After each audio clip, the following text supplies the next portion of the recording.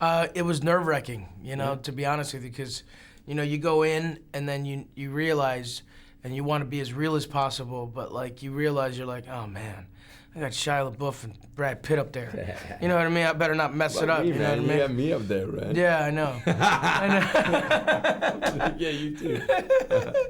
No, but I'm like, those are like, they're worth hundreds of millions of dollars, dude. You know what I mean? I'm like, I don't want to get sued. He was great. He was incredible at driving the tank. I mean, he could put it. Everybody else who's driving the tank in this movie, all the other tanks, they're real tankers.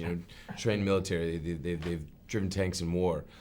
Mike was completely precise with it. He could hit his mark perfectly. Anything you see the tank do in the film, Mike's driving. It's awesome. It was very difficult because I'm like, there's no steering wheel. You know what I mean? And you have to sometimes stand up and drive, so you're doing this, like standing up and doing, you know what I mean? And these guys are like, laugh, laugh, laugh, and I'm like, I mean, it was like, I'm sure that's how it was with war. I had 6 weeks of training.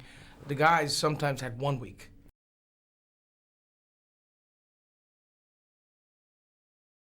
I think it was a big family, and we all had a special bond. I think with Shia and I, it's a loader gunner relationship. They completely rely on each other, and they have to be completely in sync.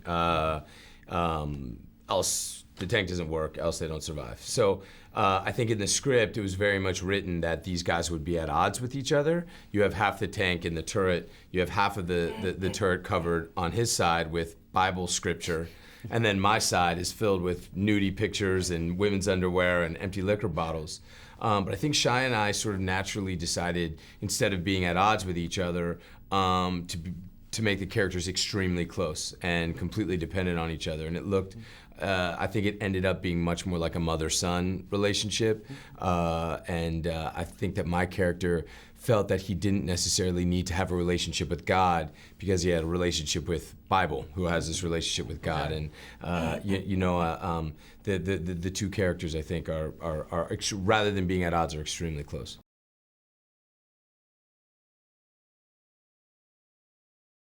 It was bad. I mean, I was overweight. I was fat, so I'm like, for me, I was like doing a pull-up with extra 30 pounds. I was like, oh man, this is gonna suck.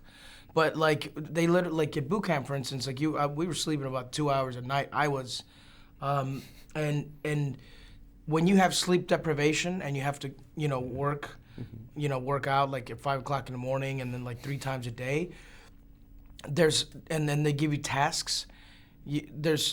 Even though you're an actor, you're like, I give up. I'm like, whatever. And then you break down, and then your friends pick you up, and he's like, no, you got this. And everybody had that moment. And that's how we bonded.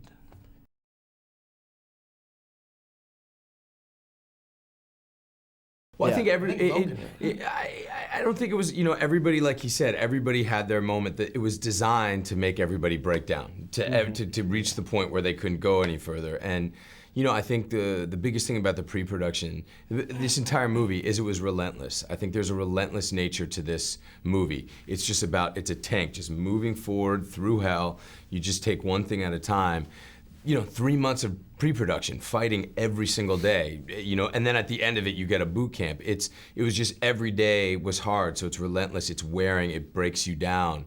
The only way to get through it is each other, is the love that we have for each other. Like Mikey said, when one guy breaks down, you pick him up, and that's what the whole pre-production was geared towards, was getting an intimate knowledge of each other, really knowing each other, becoming really, really close, but also, completely falling apart and failing, and then finally succeeding.